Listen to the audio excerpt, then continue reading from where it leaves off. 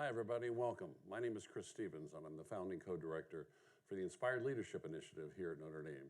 It is our program that allows people who have finished their traditional careers to come to Notre Dame for an entire academic year to discover, discern, and design the next phase of their life.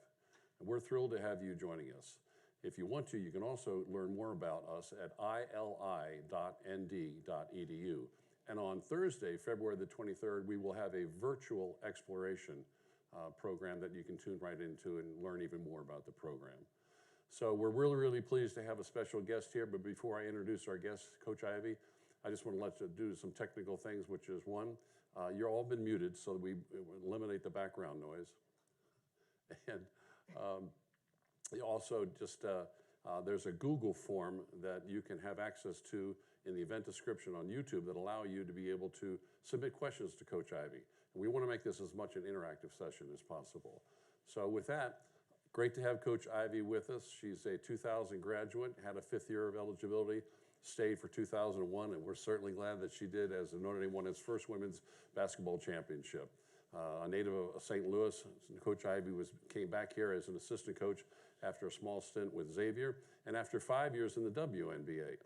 And in 2018, the women won the national championship again. So she's won it as a player, she's won it as an assistant coach, and with the team this year at 18-4, she's going to win it as a head coach. Welcome, Coach Ivey.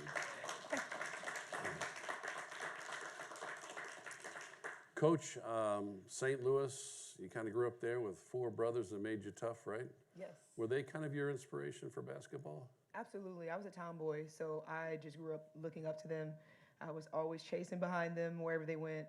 We were a family that loved to kind of be outside, playing sports, and that was kind of what I gravitated towards. I just loved being around them, but they were definitely my inspiration, and they're the one that kind of got me into playing sports and specifically basketball. Yeah. So you went to a Catholic grammar school there in St. Louis, and then you had a chance to go to Cor Jesus. Yes. And went 31-0 as a junior and won the state championship. And this is all about kinship. And I'm just kind of curious, are you still connected with the girls from that team? I am. A couple of them have come to a couple games, you know, even in the ACC tournament.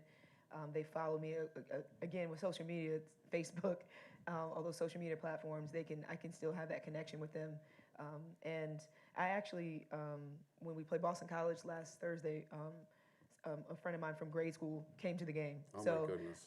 St. Louis, they've always supported me throughout my entire career, and they always try to find ways to show their support by either showing up, emails, messages. My principal, Sister Sheila, the principal from Cor Jesus, right, came to our game here at UConn, my first win as head coach versus UConn. And then when we play at UConn, she's at Sacred Heart School that's in Connecticut, Yep. and she's come to those games many times in the last 15 years. So I'm really appreciative of that foundation, the support, and the community of St. Louis, because they continue to pour into me. That's nice. So after that wonderful junior year, the recruiting action kind of picked up a little bit, but you took the opportunity to be able to pave your way yourself down to a camp at North Carolina. Michael Jordan's always been an idol of both yours and me, and you were hoping maybe to get the attention of the head coach there. How'd that work out? It didn't work out very well. That was my dream. Honestly, I loved Michael Jordan. He was somebody I looked up to, and I was like, you know what? I'm not on their radar. I'm going to invest in my mom and my dad provided me the opportunity to travel there, go to the camp. I thought, okay, if I go to the camp, she's going to see me play. I'll get on the radar. I'll get a scholarship and go there or whatever. And went to the camp. I saw her the first day. She opened up the camp and didn't see her the last day. And so that really kind of crushed my spirit a little bit, just because I think going in, I just thought, I'm going to get on her radar. She's going to know who I am when I leave. And it didn't happen that way, but everything happens for a reason. And then throughout the recruiting process, I found the love in Notre Dame, and now I'm here. She knows who you are now. She knows who I am. Yeah, she definitely knows who I am now. So I mentioned that the recruiting kind of picked up, and you got some interest from a lot of schools, but Muffet McGraw, the head coach of Notre Dame, showed maybe kind of a special interest. She did. Missy Convoy, she knew a friend of mine, her dad. My best friend from grade school, her father graduated from Notre Dame, and he was friends with Missy. And so he would send my articles to her. And so that's where I think Missy sent some articles to Coach McGraw. And then I kind of got on the radar. I'm not saying it's because of that, but it definitely, I felt like there was some type of little connection there. And then Coach McGraw just did a great job of recruiting me. I built a great relationship with her.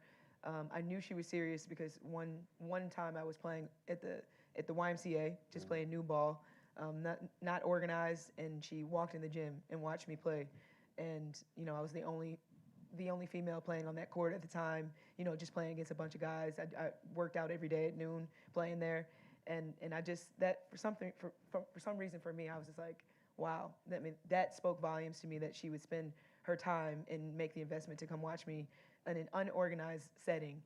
And then after that, I started learning about Notre Dame. It aligned with my values, education and the faith, that this is a faith-based institution. And then came on campus. I had 5 official visits. Notre Dame was my first visit. I canceled everybody else and called Coach McGraw that evening, Sunday evening, and said, I'm coming. So I knew. We're glad you did. So you arrive here freshman year full of expectations and great preseason. Didn't end up your first year the way you wanted. No, I tore my ACL in my 5th game. Never been injured before. I think I had maybe a minor ankle sprain my whole career. And, that was tough. I was at Bowling Green. I think it was the first, several minutes in one of the first games I've ever played.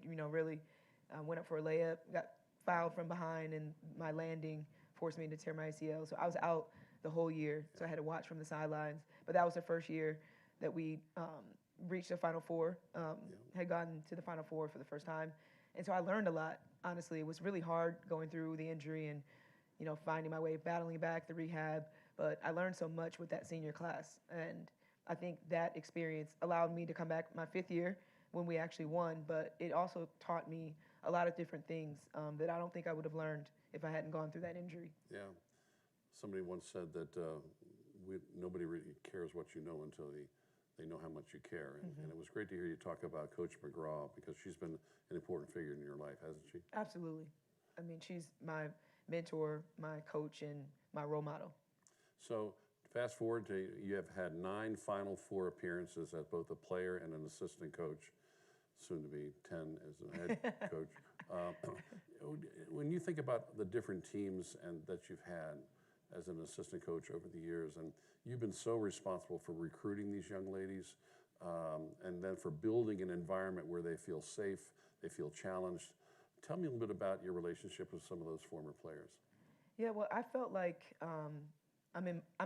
coaching is my passion, and I realized that when I started after I stopped playing, and I had the opportunity to intern at Xavier. I just loved being around the team. I loved building relationships. I loved sharing my experiences and the joy that I got from the connection with the players. And so when I came to Notre Dame for the first time as an assistant coach with more responsibilities, I knew that this is the way that I can connect by building that trust, having the relationships with the players. I felt like just really, it really helped elevate the program. It really helped elevate my voice with them. And so I focused on that. So recruiting part, building the relationships, trying to bring the right fit here, the right fit for Notre Dame and for Coach McGraw. And I felt like those relationships that I built with Arike, with Skylar, some of the Jewel Lloyd, some of the best players in the game, in the history of the game, I could tell like it was such a positive experience, and I could tell that the relationships that I was having with them were making an impact on the court. It's not just about the player development piece. I felt like I was good at that, but knowing that they had someone they can trust, knowing that they had a support system in me, and I know that I succeeded because of the relationships that I had with my coaches as a player, and I try to mirror that experience with my players. So fast forward to 2018, and as an assistant coach and an associate head coach, you really helped, again, get a lot of the ladies here. You had 4 ACL injuries, so 4 players lost for the season, and you only had 3 losses on your way to the national championship. How special was that? It was such an incredible ride, because there was so much adversity. And normally, with adversity, it kind of breaks you. It breaks your spirit.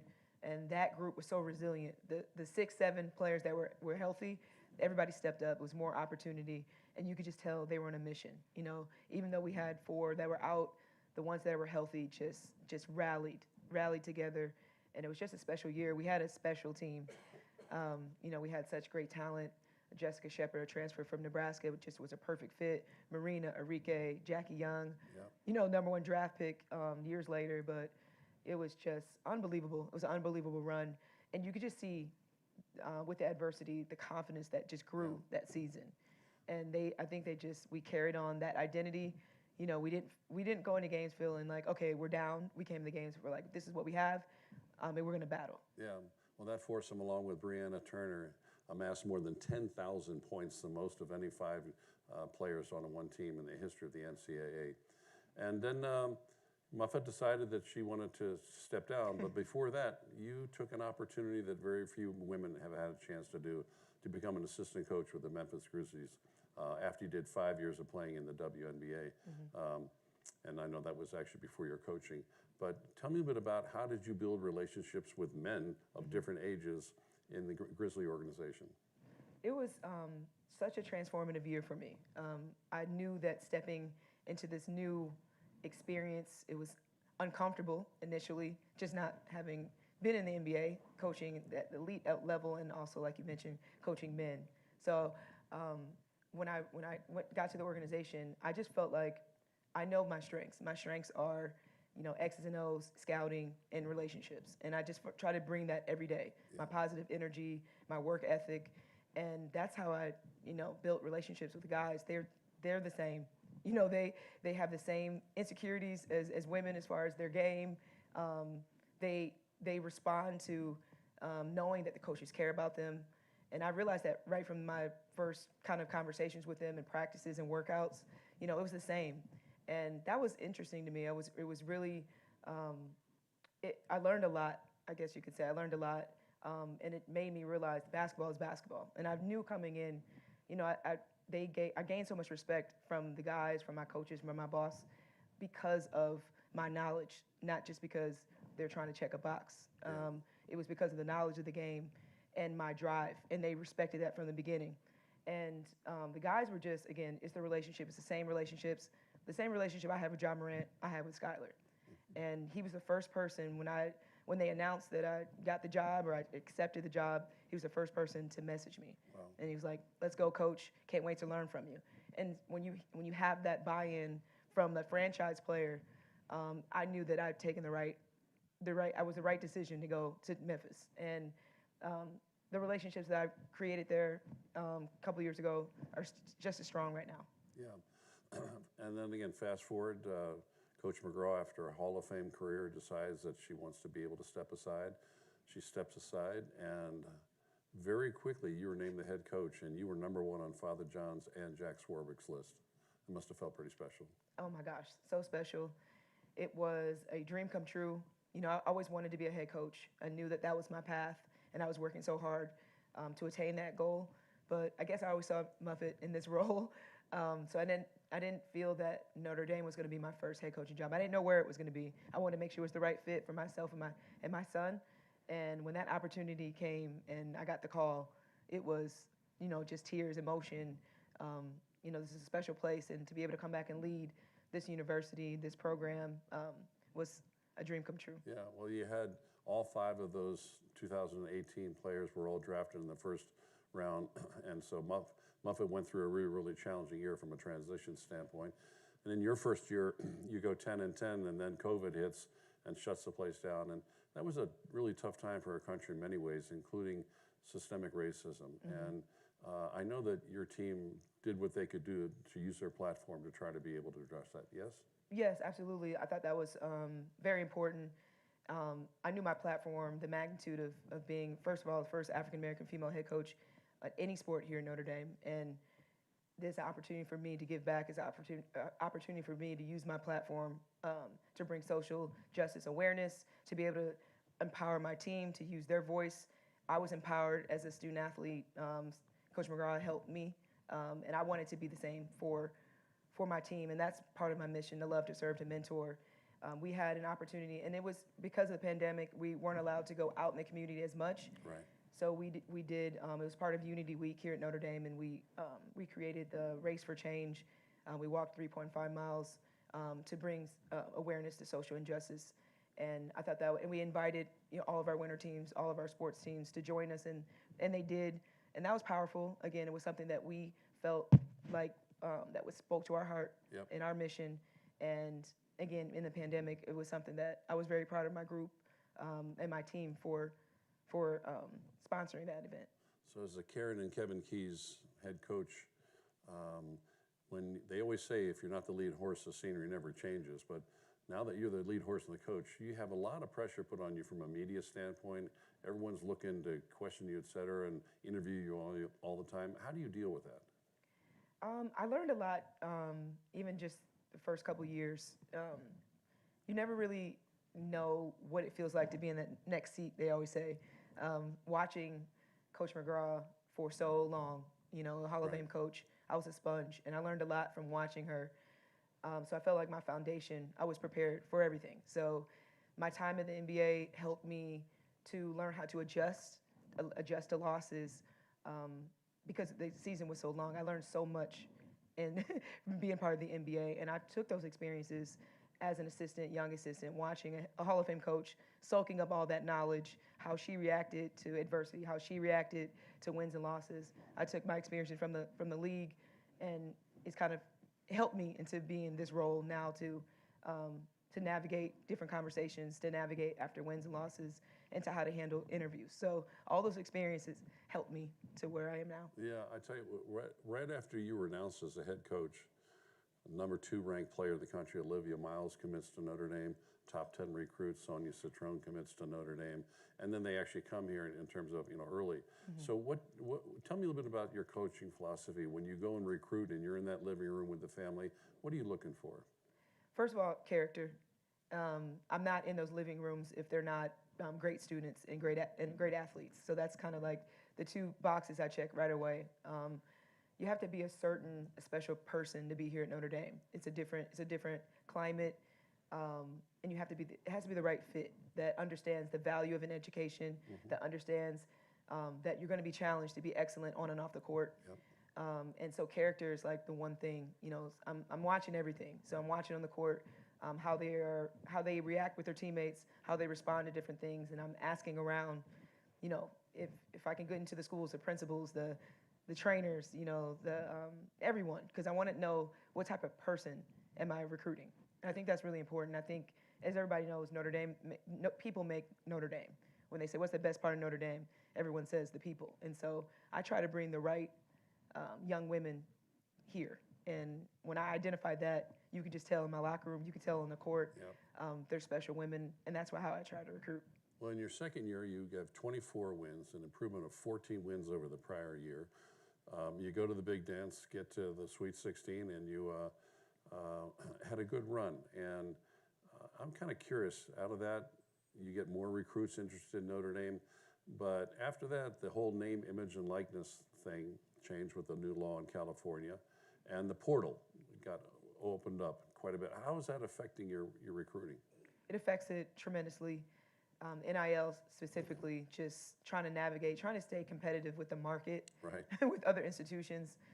Because I think at Notre Dame, we're trying to stay competitive, but we do things the right way here.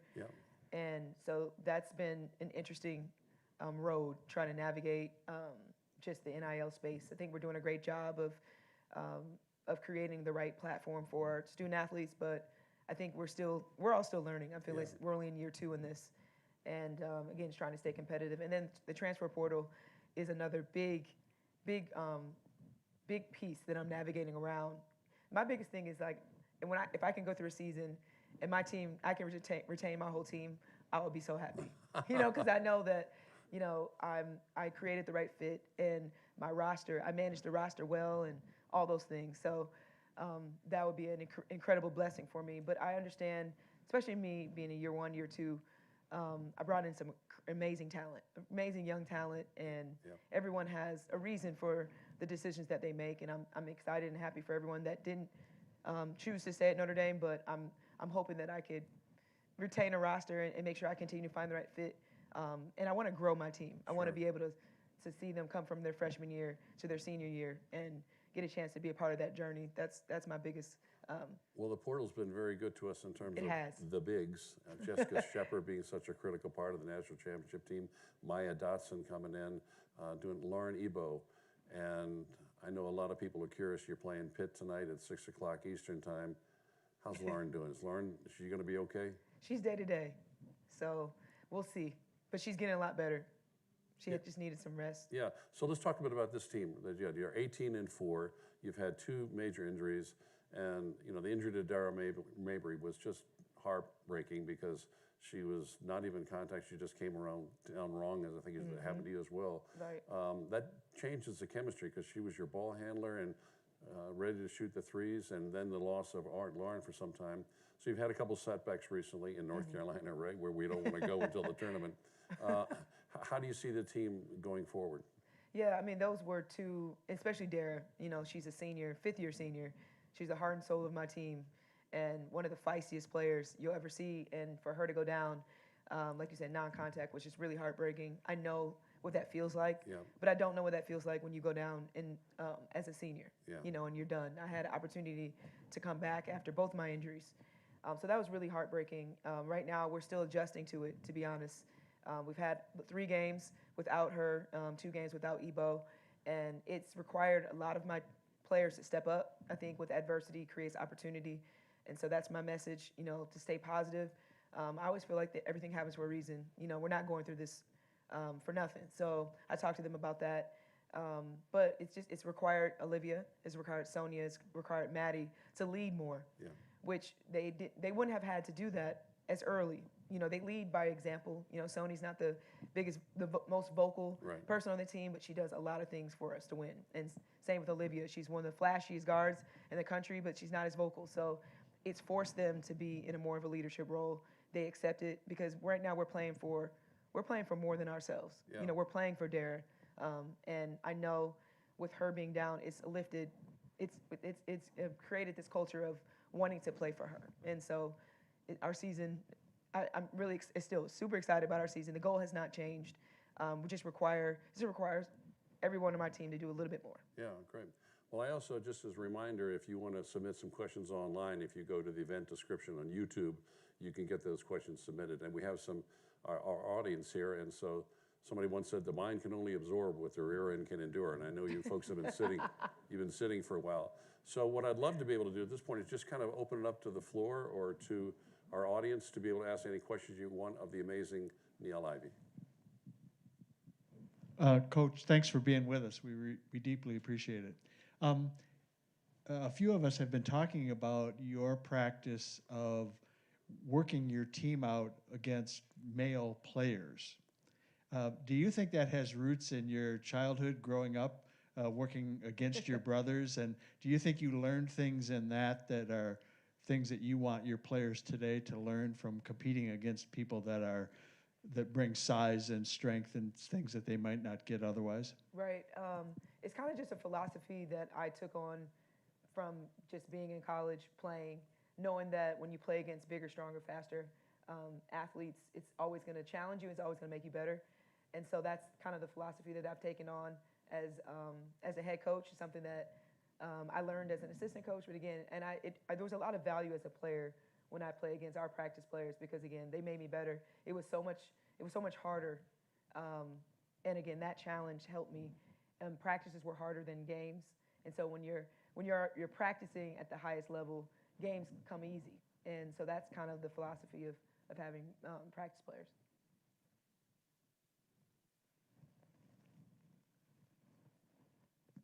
Again, Coach, thank you for being here today. So you talked a little bit about your leadership style, trust and relationships. I'm curious how your leadership voice changed when you became a head coach, right? So you certainly led your players in recruiting as assistant coach, but as you noted, it's different when you're running point. Mm-hmm. And so I'm curious about, from a leadership perspective, what did you have to change? Because now you're also really leading your assistants. Absolutely. I have my own mantra, never too high, never too low. So regardless of what happens, I try not to go, I try to stay in the middle. And that's something I kind of relate to my players. It's definitely a role that I had to get comfortable in. My first year, I felt like I was in the fire, to be honest. I had to rely on my spirituality and my faith that year, just because, again, I was uncomfortable. But I knew that that's where I was going to grow.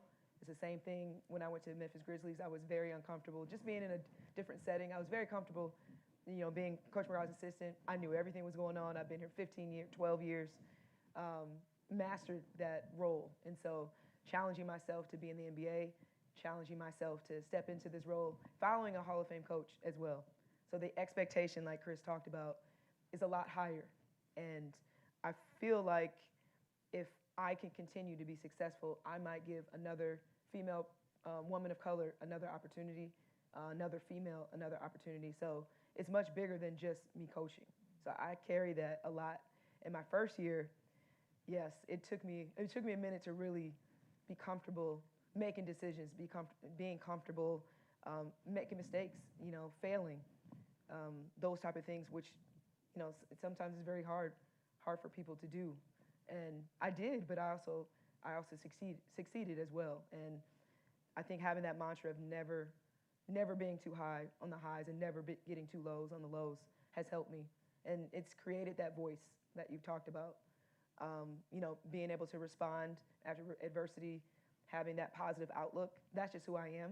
But I had to grow into this because I was the type of person years ago that one loss, I'm crushed. Losing as a player, I'm crushed. And I had to really grow my confidence, and I had to grow perspective. And I know that that's really helped me be in this role now. Yeah, Father Paul? Thanks, Joe. Coach, thanks for a great season, and thanks for being here today. As a former high school administrator, we always worked with our students and student athletes to have a clean social media perspective. As a coach, recruiting, Yes. what advice would you give to a potential recruit watching this live stream regarding their social media presence? What do you look for? What do you hope to find as they represent themselves?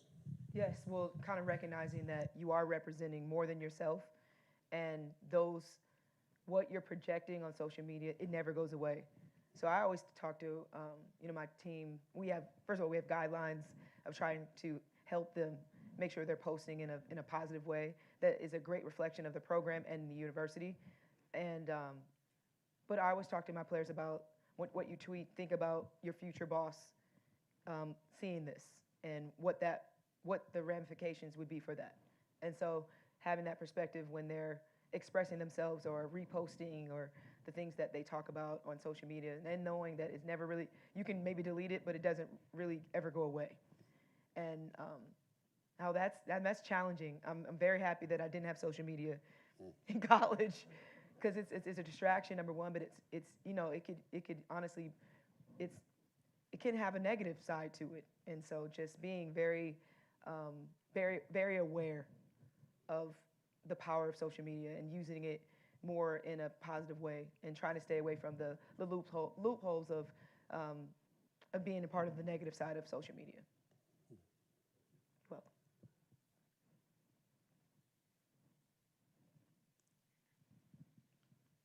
Coach, it is wonderful looking at your backdrop to salute you for your inspired leadership at the university and for the team. And it's a thrill for each of us to meet you, and thank you for being the woman you are. thank you. I appreciate it. Thank you. Well said. Thank you. Cheng, did you have your hand up? Oh, sorry. Will do. Yeah. Hi, I want to thank you for being here, and I want to echo what this gentleman just shared. And I've had an opportunity to come to a couple of the games, and I want to tell you that I can't keep my eyes off of you instead of the players during the game. I'm really just think you are just amazing, and I have watched you even when the girls come out, how you hold their hands, how you talk to them, and I just, and you're so much younger than you look, you look so powerful when you're down there, and you do look powerful up there, but it's really great to have you here. Thank you so much. Thank you. Oh, thank you. Well, it's a big honor to have to come to us and give us a lot of, inspirational kind of talk. But my question is here that I kind of know and heard and realized that any professional athletes in any sports will have a special ritual that they do regularly, daily, and just right before the big game, and just to put the best shape that you want it to be to sustain your mental and physical strength. So what is that particular ritual you do regularly, and just before the game, the day, half a day, how much you eat and when you eat and drink and what and meditate? Yeah, thank you. Do you say what type of routine do the players have? Yes, yes. So game days, we normally have a shoot around that's about an hour. So they have and our game day schedule is different at home in a way because they have classes all the way up until 3 o'clock, and then they'll have shoot around, normally an hour to 45 minutes. That, I think it starts at like 2:30 today, and then we'll have pregame meal. So they'll have pregame meal probably like around 3:30, 3:45. There's film, pit film, so we're kind of going through the scouting report, personnel, so just kind of a refresher from the last couple days of us preparing for pit. And then they have a gap for about, our game's not till 6, so they have a gap till 4:30, about an hour and a half, where they'll get taped, they'll get a chance to kind of get dressed, either uniform, and then we do a walkthrough at 4:30, walking through the things that we show them on the video. So it has a nice regulated routine, and I have an incredible support staff, an incredible performance team. Everybody has a job and helps our team get focused and get organized and gets them ready for the game. And then on the road, it's a little bit different. So on the road, they have to carve out a time for us, and it changes, but it's normally from either 11 to 1. And so we'll meet for breakfast. We'll have a highlight or film, and then we'll go to the bus, take us to the gym, an hour practice. We get back, they nap, and then we have pregame meal later. On the road, it's a lot longer, the day. But it's definitely, it takes a village. There's a lot of people that do a lot of things behind the scenes. Our trainer, amazing. And Marquez, she's been with us for like 20, 22 years. We have an incredible new strength coach. We have a nutritionist, and we have a great group of professionals that help us. So it's not just myself and the coaches. There's so many people behind the scenes that I'm very grateful for all that they do for our team. So I'll ask you a question. Shirley Chisholm, who was the first African-American elected to Congress, said service is the rent you pay for occupying the planet. I know your team does some service work in terms of the community. What are some of the things that your team likes to do? Yes, they've had a couple. First of all, Olivia, she loves pets, so there's a lot of there's a couple things in the community. I think is a humane society that she donates a lot of her time to, and some of our players. There's a women's group. I can't think of the name of right now that they've went to speak to. So there's a couple community initiatives that they've had the opportunity to be a part of, and it's the entire team. Yeah. The entire team. They go out, and that's the joy for me, to watch them impact the community and have the opportunities to use their voice, but also just understanding their platform. It's the awareness of that it's not just about you, and being a role model, you get the opportunity to really inspire other people. And I think I'm really proud of this group of the connection that they have within the South Bend community. And you can see that in terms of the green shirts in the stands too Yes. from the community. Yes. I got a question from online. Coach, you said your mantra is to love, to serve, to mentor. Can you talk about how you keep that at the foremost while you also have high expectations for success on the court? Yes, I think it goes back to, again, just the relationships and understanding the goal. It's always to win, but I'm always questioning myself and asking, am I impacting them in a positive way? What can I take from a loss? How can I how can I help, a player if she's struggling.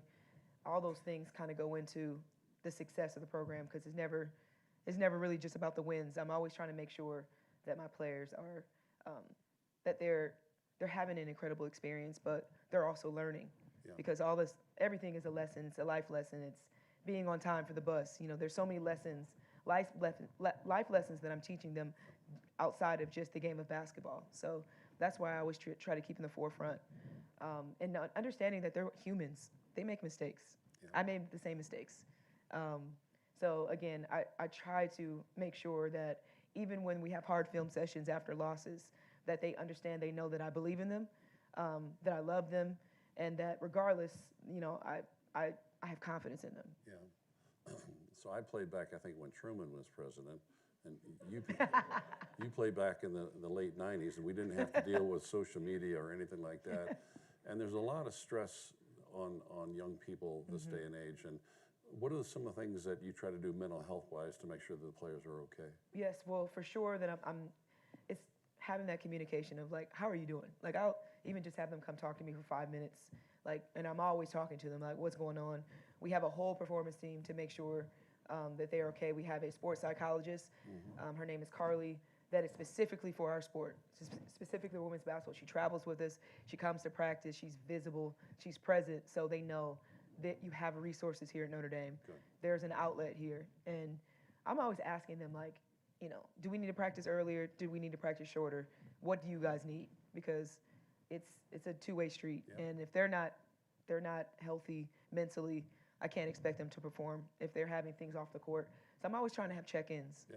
My assistants do a great job of making sure that there's a lot of check-ins to make sure they're okay, but just making sure they know there are resources here on campus that can help. Because like you said, first of all, being a student athlete and the challenge of being just a student here at Notre Dame, being away from your family, there's so many things, so many distractions for our young people that they know that they have a lot of love and support here. Yeah. Any more questions from the audience? Julia. Yes, so it's not necessarily a question, it's more of a comment. I heard you say in response to recruiting that you looked for character. So I had the opportunity to take the NIL class. And I arrived one day, 1 week late, because of the way the system works here with getting us into to audit classes. And I simply sat down with one of the female athletes next to, and it turned out to be Sarah on your team. Okay. That was the walk-on. When I spoke to her, I said, "How did you get? What are you doing? I said, "What sport are you in?" And when she told me she was a walk-on, I was so impressed with her. She's sort of the Rudy. I look at her as the Rudy female, and you didn't have a chance to recruit her like you would the rest of the girls on the team, but I can speak to her character because I know what she did for me the first day of class when I didn't have access to Canvas, anything, and she's just stepped right up to the plate to help this old lady sitting next to her. And so really, it's amazing that she's a prime example of who you have sitting on that bench. I would agree. Thank you. Any other questions? Yeah, up front, Luis.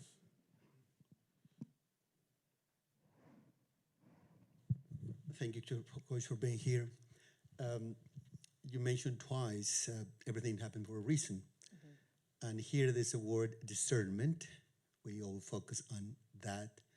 How do you deal? I have always admired leadership and coaching. How do you feel this handled with passion, energy, sentiments at hand through the practice or playing with the spirituality, with the spiritual growth, with your faith, with your God experience? How do you deal? How do you connect that? How do I connect my energy? Yeah. You're saying? I just feel like that's who I am. I'm an energy person. So I read energy. I try to give off a lot of positive energy. I like positive energy around me. My whole staff, the staff that I've created, kind of mirrors who I am. And I know that when I have great energy, I know that that's something that could is contagious with my team. My faith is just through my life experiences. I know I'm not sitting here if it wasn't for God, and I live by that every day. So my spirituality is kind of who I am. I kind of coach with that. I coach knowing that I have God right by my side, so I'm not alone in anything. And I don't know. I don't know if that answered your question, but that's just who I am. When you see me on the court and my passion, it's just because I love what I do. I don't feel like this is a job. I feel like I'm living my purpose. And so when you feel like you're living your purpose, it doesn't feel like work. And I'm grateful for that. I'm grateful that I found my purpose. And I hope I can continue to always have that energy. I hope it doesn't run out. Coach, it was pretty amazing. Again, I think there's only been 9 women assistant coaches in the NBA. There's no head coaches here. And if you take a look at the college scene in terms of the percentage of head coaches that are women versus men, it seems to be going the wrong way. Mm-hmm. What do we need to do to give women more opportunities, particularly in the NBA and places like that?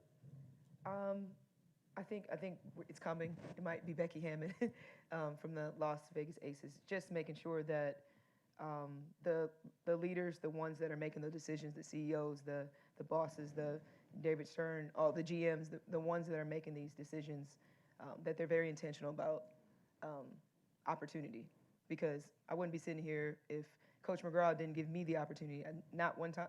I was an intern at Xavier, but I had no assistant coaching experience, and so she took a risk and gave me an opportunity. And that opportunity is the reason why I'm the head coach here at Notre Dame 20 or 15 and 19, whatever years later. But, I would say just GMs giving women an opportunity. Got it. Thanks. We got time for a couple more questions. Anybody?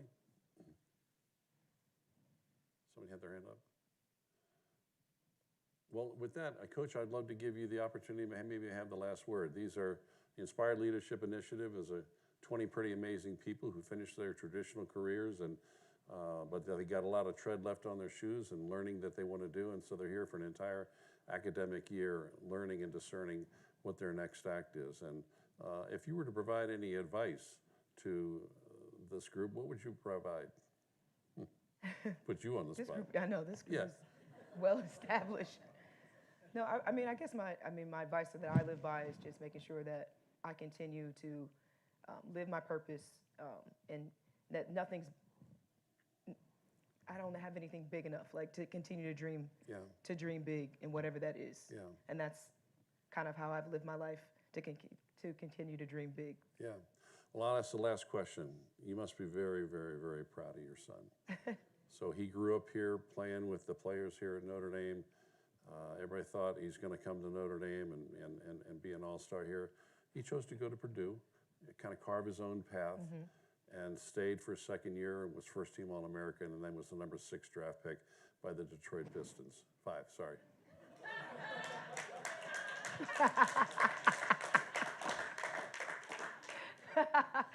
How proud are you? I am so proud. Yeah. That was a moment for me. Yeah. Being at the draft, I've watched so many drafts. I've always watched when a young man's name's called, how his life, the way his eyes just brighten up, and the way that family's, that table's life changes. And so for me, to be able to watch my son not only just work, because everything was not given. He worked for that. Yeah, he did. He really, truly, he was inspired by a lot of our women's basketball players. Michael Jordan, he's inspired by it a lot. He has incredible drive and work ethic. But to watch his dream come to life was something I will never, ever forget. It was a moment, and I'm just so proud of him. It's just to see, when you have children, like when you watch them, accomplish something that they've worked really hard for, and just watch their dream come true, is something special. And it's nothing but the grace of God for that. So I'm just so grateful, and I'm so proud of him. Amen. So thank you so much. Thank you for joining us. We hope that you enjoyed this broadcast with the amazing Niele Ivey. And really also want to thank the people at the Alumni Association and ThinkND and the staff of the Inspired Leadership Initiative for all the work that they do behind the scenes to make something like this possible. So with that, we thank you for joining us. Have a great week.